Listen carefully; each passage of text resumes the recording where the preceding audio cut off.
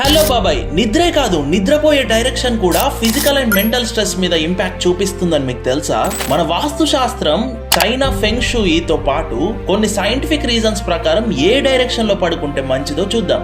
South side తలపెట్టి పడుకుంటే earth electromagnetic field కి ప్యారలల్ గా ఉండడం వల్ల బ్లడ్ సర్క్యులేషన్ ఇంప్రూవ్ అయ్యి హై బీపీ రిస్క్ ఉండదు. నిద్ర బాగుండి స్ట్రెస్ తగ్గి ఒంట్లో తేజస్సు పెరుగుతుంది. తూర్పు సైడ్ పడుకోవడం వల్ల మెమొరీ, ఫోకస్ అండ్ పాజిటివిటీతో పాటు న్యూ ఎనర్జీ జనరేట్ అవుతుంది. స్టూడెంట్ కి ఇది బెస్ట్ డైరెక్షన్ పడుకోవడానికి. West side not good not bad అని చెప్పాలి. అశాంతి అండ్ నిద్రని డిస్టర్బ్ చేసే కలలు వస్తాయి. నార్త్ సైడ్ పడుకోవడం అవాయిడ్ చేయడమే బెటర్, ఎందుకంటే మన హెడ్ మ్యాగ్నెటిక్ ఫోర్స్ కి అపోజిట్ డైరెక్షన్ లో ఉంటుంది. బ్లడ్ ఫ్లో సరిగ్గా అవ్వదు.